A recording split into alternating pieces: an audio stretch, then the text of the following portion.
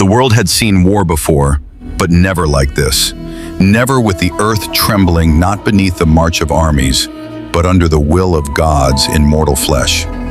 It began with whispers, mysterious seismic disturbances pulsing through Cairo's underbelly, iron-rich sands rising and floating unnaturally, entire magnetic fields warping around an uncharted epicenter in the Valley of Kings.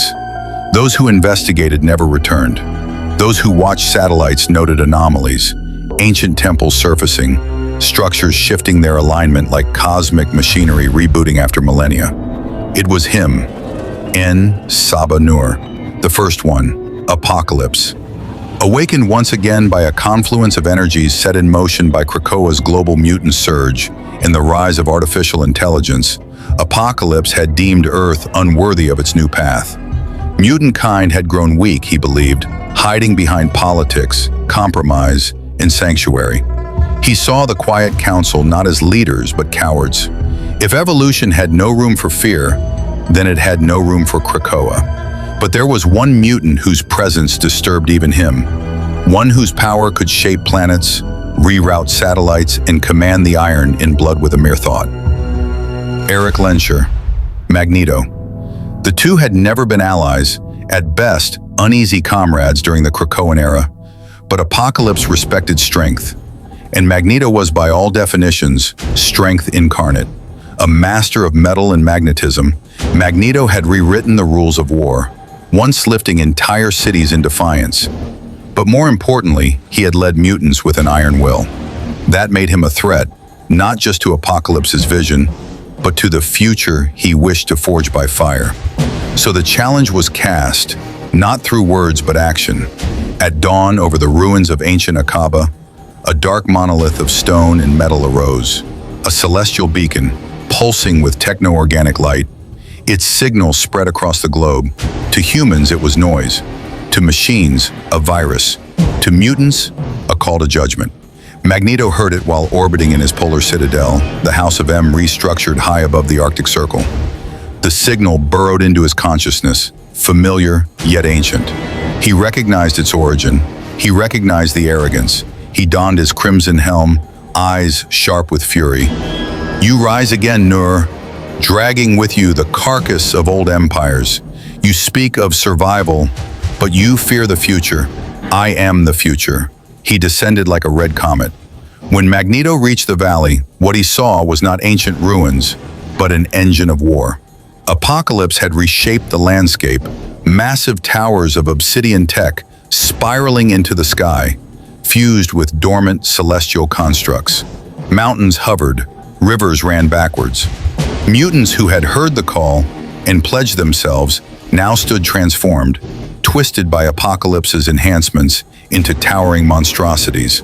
Apocalypse stood at the center, eyes glowing blue with raw power, his armor shifting with a living pulse. Behind him, a throne of shifting metal and insult, a challenge. "Welcome, Magnus," he boomed, his voice shaking the sand like a thunderclap. "Have you come to kneel or to be broken?" Magneto floated gently down, the ground warping beneath his boots from the magnetic hum. He spoke not with rage but clarity. "I've come to bury relics." Their eyes locked. The Earth's magnetic field warped violently. Birds crashed from the skies. Compasses spun madly. At the same time, Apocalypse lifted his hands, and the stone itself rose in pillars and jagged blades, orbiting around him like ancient sentinels. Mutant kind watched. Across the world, psychic minds felt the tension. A war of gods about to unfold. Jean Grey, watching from Krakoa, gasped, "If they fight, the world may not survive." Beast whispered in awe, "This is not a battle, it's a test of destiny." But Apocalypse had planned far more than just a battle. He had dug deep into ancient weaponry, blending celestial code with mutant genetics. As he spoke, strange lights lit the valley floor, forming a sigil older than human language. Energy surged. He wasn't just challenging Magneto. He was summoning something, forging the new Genesis engine. A device that would forcibly evolve all mutants who survived the coming war, and kill those too weak to adapt. "You speak of futures, Magneto," Apocalypse intoned. "I am the past and the future. Evolution is not kind, It is cruel, ruthless, and I will make mutants ruthless again. You mistake tyranny for evolution, Magneto replied, and history has no place for tyrants. As Apocalypse raised his arms, his form began to shift, his body expanding, merging with the celestial machine behind him, becoming something more. Magneto clenched his fist. So be it. The skies darkened, thunder crackled, and then metal screamed, stone shattered. The first blows of an ancient war thundered through the world. The age of Apocalypse had returned. But Magneto would not let it rise unchecked. The first impact was a shockwave that cracked the Earth's crust. Magneto launched himself forward in a sonic boom, his magnetic field warping reality in a spiral of red and violet hues.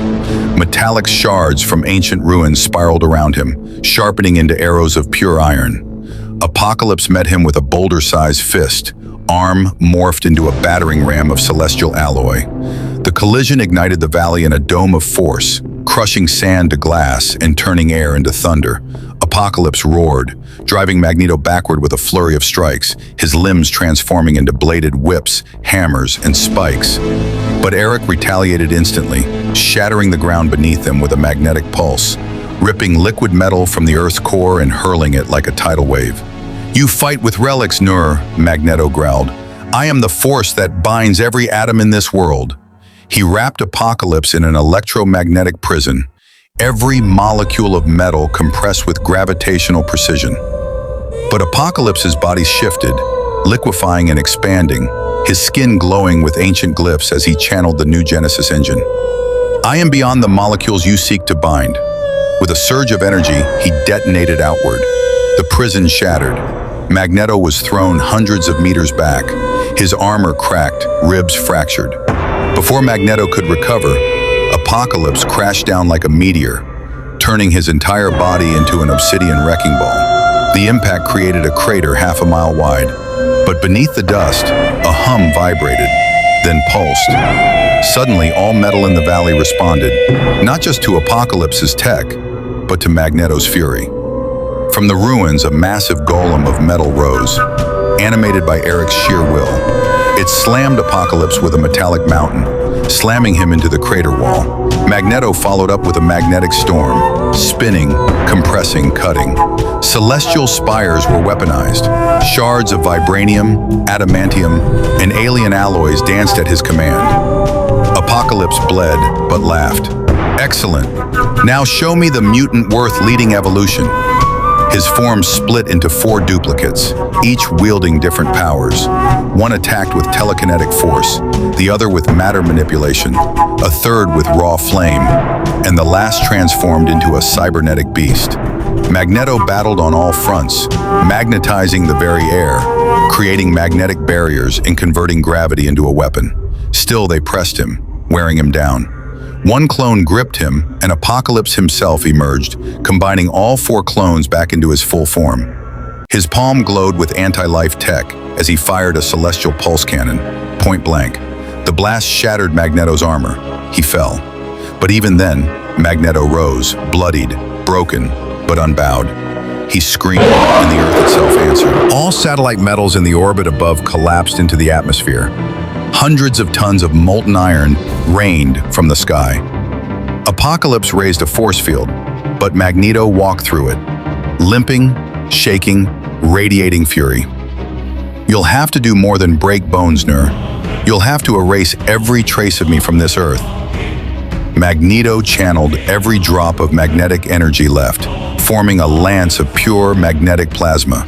He hurled it through Apocalypse's chest, impaling him to the celestial beacon. The world fell silent. Apocalypse groaned. Then he laughed.